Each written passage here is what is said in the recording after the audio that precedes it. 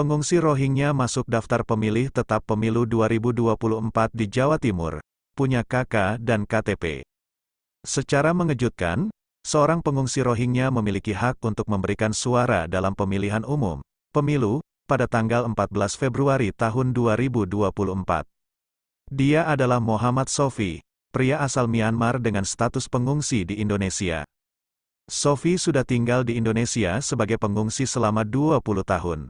Ia tercatat sebagai warga desa Kecamatan Ngunut, Tulungagung, Jawa Timur dari daftar pemilih tetap, DPT, Pemilu 2024. Badan Pengawas Pemilu, Bawaslu, Kabupaten Tulungagung kemudian mengeluarkan saran kepada Komisi Pemilihan Umum, KPU, Tulungagung untuk mencoret nama Sofi dari DPT.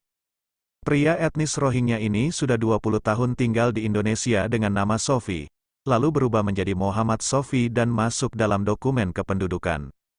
Sekretaris KPU Kabupaten Tulungagung, Muhammad Anam Rifai mengatakan, saat proses pencocokan dan penelitian, Coklit, Sofi bisa menunjukkan dokumen kependudukan lengkap. Saat itu yang bersangkutan bisa menunjukkan kartu keluarga dan KTP Kabupaten Tulungagung, sehingga terdata sebagai calon pemilih sampai masuk DPT, jelas Anam, dikutip dari Tribun Mataraman, Sabtu, tanggal 6 Januari tahun 2024. Kartu keluarga yang mencantumkan nama Muhammad Sofi terbit tahun 2006, sementara KTP yang dipakai masih KTP siap, belum KTP elektronik. Sampai kemudian Bawaslu mengeluarkan saran perbaikan, pada tanggal 28 Desember tahun 2023 lalu.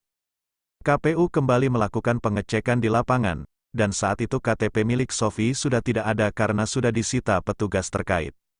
Diduga penyitaan ini dilakukan saat operasi warga negara asing yang dilakukan imigrasi bersama tim pengawasan orang asing, Timpora, di Kabupaten Tulungagung. Lalu KPU Tulungagung juga menerima surat dari Dinas Kependudukan dan Catatan Sipil, Dispenduk Capil, tentang pencabutan kewarganegaraan Sofi. Bukan hanya Sofi, pencabutan kewarganegaraan juga dilakukan kepada Husen, pengungsi Rohingya lain yang tinggal di Kecamatan Besuki, Kabupaten Tulungagung. Dispenduk Capil menyatakan, keduanya adalah warga negara Myanmar. Atas dasar itu kami mencoret Muhammad Sofi dari DPT, tegas Anam. Anam tidak bisa memastikan, apakah Sofi terdaftar di DPT tahun 2019 atau tidak. KPU memungkinkan untuk melacak, apakah yang bersangkutan pernah terdaftar dalam DPT atau tidak.